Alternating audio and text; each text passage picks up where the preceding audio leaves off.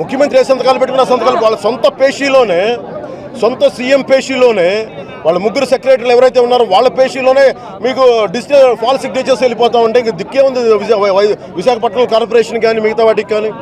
ఎవరు సంతకాలు పెడుతున్నాడు? అధికారుల మీద ఏ ఒత్తిళ్లు పెడుతున్నారు? చంపేస్తామని బెదిరిస్తున్నారు. ఏం బెదిరింపులు ఇస్తున్నారో మనకేం తెలుస్తుంది.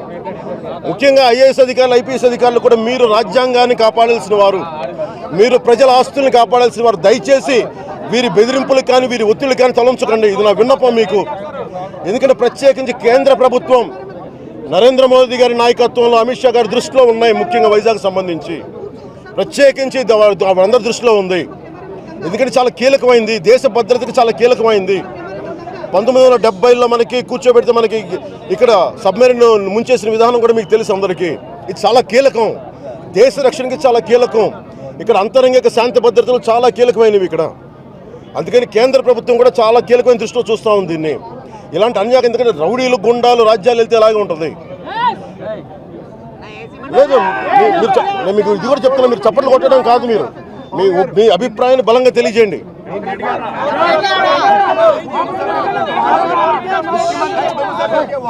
చిన్నపాటి వైలేషన్, ఒక 2 గజాల వైలేషన్ ఉంటేనే మొత్తం మూసేస్తారు. సాక్షాత్ ఋషికొండనే రక్షణ కవచం, అది ప్రకృతి రక్షణ కవచం, అది దాన్ని అన్యాయకరంతం చేస్తాం. దానికే వైలేషన్స్, దానికి కూడా గ్రీన్ ట్రిబ్యునల్ వైలేషన్స్ అగేన్స్ట్కి వెళ్ళిపోయింది.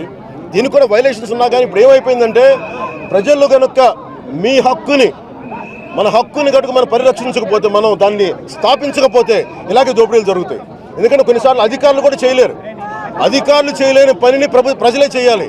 ప్రజలే ప్రభువులు దీనికి. We empowered ourselves. We had given democracy. We have given democracy to ourselves.